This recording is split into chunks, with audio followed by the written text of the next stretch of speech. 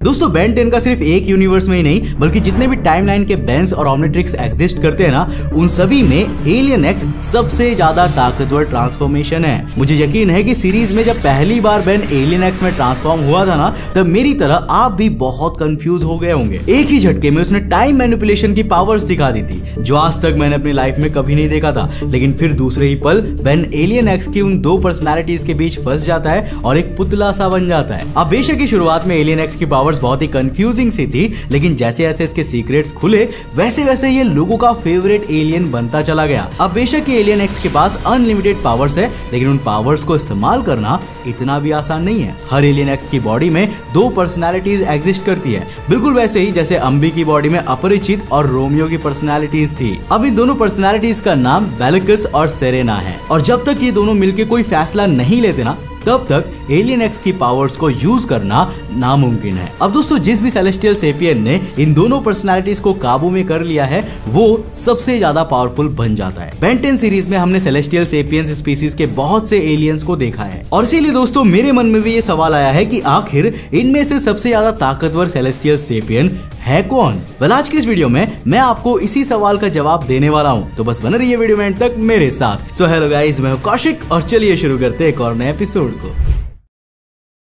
Number 6, alien 5। दोस्तों मैं जानता हूं कि हम सब मिलकर बेन 10 रीबूट सीरीज को हेट करते हैं, लेकिन मुझे मानना पड़ेगा कि इसमें दिखाए गए कुछ कॉन्सेप्ट्स ना बेहद ही यूनिक हैं। अब जैसे कि एंटीट्रिक्स को ही ले लीजिए। एंटीट्रिक्स ओमनिट्रिक्स की सस्ती कॉपी है, जिसे विल गैक्स और केविन लेविन ने मिलकर बनाया था। बेसिकली ये वॉच दो एलियंस के डीएनए को कंबाइन करके अपने यूजर को एक फ्यूजन एलियन में तब्दील कर देता है। अब विल गैक्स इसी वॉच का इस्तेमाल करके एलियन वी में तब्दील होता है। वो अपने डीएनए को एक सेलेस्टियल सेपियन के डीएनए से कंबाइन कर लेता है और एक ब्लैक एंड रेड कलर के खतरनाक एलियन में ट्रांसफॉर्म हो जाता है। एलियन वी एक बहुत ही पावरफुल ट्रांसफॉर्मेशन था, जिसका साइज वे बिग जितना बड़ा था और जिसकी फिजिकल पावर्स वे बिग से भी ज्यादा थी। अब क्योंकि एलियन वी का डीएनए विल गैक्स का भी डीएनए था, इसीलिए वो अपने आंखों से लेजर्स भी यूज कर सकता था। ये कहना गलत नहीं होगा कि एलियन वी आराम से किसी मामूली प्लैनेट को खत्म या फिर अपने कब्जे में कर सकता था। लेकिन देखो, अंत में वे बिग ने उसे हरा दिया था। एक्चुअल में विल गैक्स पूरी तरह से सेलेस्टियल सेपियन के डीएनए को एक्सेस नहीं कर पाया था। मुझे तो लगता है कि वो एलियन एक्स का बस 2% पावर ही इस्तेमाल कर सकता था। इसीलिए एलियन भी सेलेस्टियल सेपियन स्पीसीज का सबसे वीकेस्ट एलियन है। Number 5, atomic x. दोस्तों एटॉमिक एक्स बेन के one of the most powerful aliens की लिस्ट में आता है। ये दो इक्वली पावरफुल एलियंस एटॉमिक्स और एलियन एक्स का फ्यूजन ट्रांसफॉर्मेशन है। एटॉमिक्स एक अननोन स्पीसीज का एलियन है, जिसके प्लैनेट के बारे में अब तक कोई नहीं जानता। अब ये वाला एलियन एटॉमिक पावर या न्यूक्लियर एनर्जी को कंट्रोल कर सकता है। मतलब सिंपल भाषा में बोलूं तो ये एक चलता फिरता न्यूक्लियर रिएक्टर है। अब इसके साथ अगर एक सेलेस्टियल सेपियन का डीएनए कंबाइन कर दिया जाए तो ऑब्वियस सी बात है कि एक पावरफुल एलियन ही जन्म लेगा। लेकिन देखो, प्रॉब्लम ये है ना कि इस ट्रांसफॉर्मेशन को सिर्फ बायो ओमनिट्रिक्स के जरिए ही अनलॉक किया जा सकता है। बायो ओमनिट्रिक्स एक अल्टरनेट टाइमलाइन के बेन के पास है, जो दो एलियंस की पावर्स को कंबाइन करके एक यूनिक एलियन में ट्रांसफॉर्म होता है। एटॉमिक एक्स इस बेन का सबसे पावरफुल रूप है। अब ये एलियन सेलेस्टियल सेपियंस की रियलिटी बदलने वाली पावर्स को बिना बेलिकस और सेरेना से डिस्कस किए इस्तेमाल कर सकता है। एटॉमिक एक्स की फिजिकल पावर्स इतनी ज्यादा स्ट्रॉन्ग है कि उसने विल गैक्स तक को एक उंगली से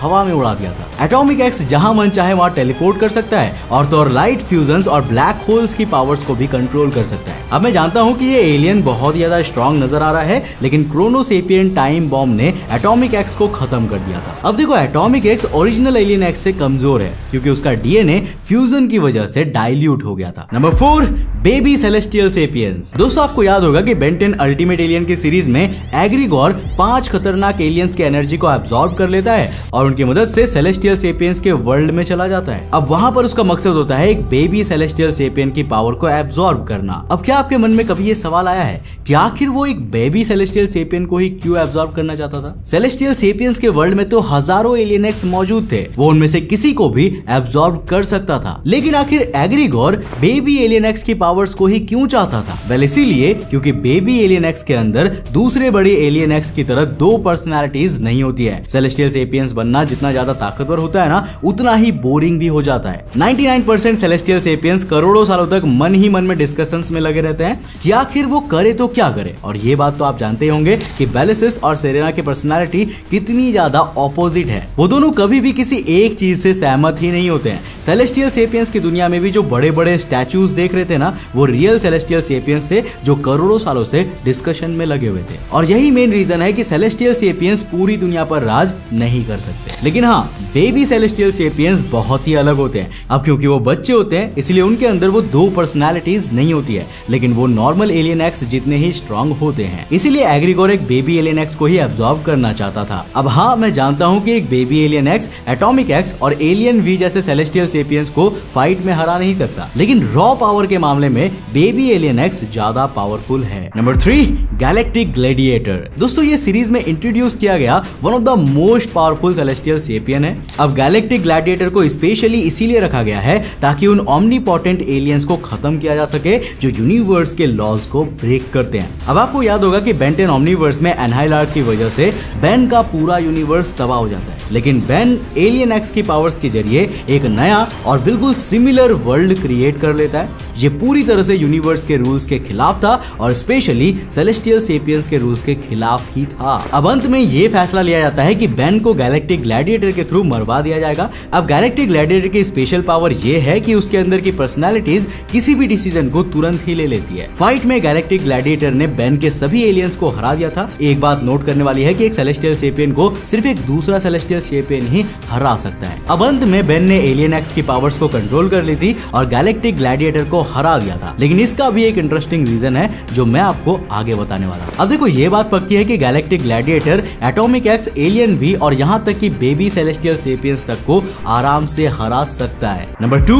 स्टार बियर्ड। दोस्तों, स्टार बियर्ड बेसिकली सभी सेलेस्टियल सेपियंस के कमांडर की तरह है। अब माना जाता है कि वो one of the oldest celestial sapien है। रियलिटी रैपिंग और जो भी पावर्स वो सोच ले उसका मिल जाना तो जैसे सेलेस्टियल सेपियंस के लिए नॉर्मल सी बात है, लेकिन स्टार बियर्ड को उसकी मिस्टीरियस छड़ी अलग बनाती है। उसका पहनावा भी दूसरे सेलेस्टियल सेपियंस से कहीं ज्यादा अलग है। अब मैं गेस कर सकता हूँ कि अपने एक्सपीरियंस की वजह से वो ऑलमोस्ट सभी सेलेस्टियल सेपियंस से ज्यादा ताकतवर होगा, लेकिन तब भी वो इस लिस्ट में नंबर 2 पर क्यों है? वेल, आइए मैं आपको बता दूं सेलेस्टियल सेपियन स्पीसीज के सबसे ताकतवर एलियन के बारे में। Number 1, alien x. जी हाँ दोस्तों, बेन टेनिसन का ट्रांसफॉर्मेशन एलियन एक्स सबसे ज्यादा ताकतवर सेलेस्टियल सेपियन है और इसकी बहुत सारे कारण हैं। अब देखो, आपको याद होगा कि हजारों सालों तक करोड़ों एलियन डीएनए कलेक्ट करने के बाद एजमथ ने ओमनिट्रिक्स को बनाया था, लेकिन उसने ओमनिट्रिक्स में केवल उन डीएनए को ही फीड नहीं किया था, बल्कि हर एलियंस के सबसे पावरफुल डीएनए को ओमनिट्रिक्स में इंक्लूड किया गया था, जिसका सिंपल सा मतलब है कि जब भी बेन किसी भी एलियन में ट्रांसफॉर्म होता है ना, तो वो एलियन अपनी स्पीसीज का सबसे ताकतवर एलियन बन जाता है। ये बात सेलेस्टियल सेपियंस पर भी लागू होती है। एलियन एक्स का डीएनए दूसरे एलियन एक्स के मुकाबले कहीं ज्यादा ताकतवर है, लेकिन सिर्फ इतना ही नहीं है, एक और वजह है जो एलियन एक्स को स्टार बियर्ड और गैलेक्टिक ग्लैडिएटर से भी ज्यादा ताकतवर बना देती है, और वो है खुद बेन टेनिसन। देखो, जब बेन ओमनिट्रिक्स के जरिए एलियन एक्स में तब्दील होता है ना, तो वो एलियन एक्स की पर्सनालिटी से जुड़ जाता है। इससे जहां पहले एलियन एक्स के पास 2 पर्सनालिटीज हुआ करती थी, वहीं अब तीसरी यानी कि बेन की पर्सनालिटी भी वहां पर जुड़ जाती है। बेन को एलियन एक्स का द वॉइस ऑफ रीजन भी कहा गया है, यानी कि बेन को उन दोनों पर्सनालिटीज में से किसी एक को कोई भी काम करने के लिए कन्विंस करना है। इससे बेन को एलियन एक्स की फुल पावर्स इस्तेमाल करने से कोई भी रोक नहीं पाएगा। बेन चाहे तो सेरेना से ये भी बात मनवा सकता है कि उसे एलियन एक्स की बॉडी का पूरा कंट्रोल दे दिया जाए। अब इससे बेन को ना हर एक डिसीजन डिबेट करके नहीं लेने होंगे, और यही वजह है कि एलियन एक्स ने अंत में गैलेक्टिक ग्लैडिएटर को भी हरा दिया था। उस वक्त एलियन एक्स की बॉडी को सिर्फ और सिर्फ बेन ही कंट्रोल कर रहा था, वहीं गैलेक्टिक ग्लैडिएटर हर एक डिसीजन अपनी 2 पर्सनालिटीज से पूछ के ले रहा था। बेन टेनिसन का एग्जिस्टेंस एलियन एक्स को सबसे ताकतवर सेलेस्टियल सेपियन बना देता है, स्टार बियर्ड से भी ज्यादा ताकतवर बना देता है। वैसे मुझे यकीन है कि आपके मन में भी ये सवाल कभी ना कभी तो जरूर आया होगा, और आप भी मेरी तरह एलियन एक्स के बहुत बड़े वाले फैन होंगे। अगर हो तो यार इस वीडियो को लाइक करो और अपने फ्रेंड्स और साथ जरूर शेयर करना। अगर आप नए हो चैनल पे तो इस चैनल को सब्सक्राइब करने के साथ साथ नोटिफिकेशन बेल को ऑन कर देना। मैं मिलता हूँ आपको नेक्स्ट एपिसोड के साथ, तब तक के लिए बाय।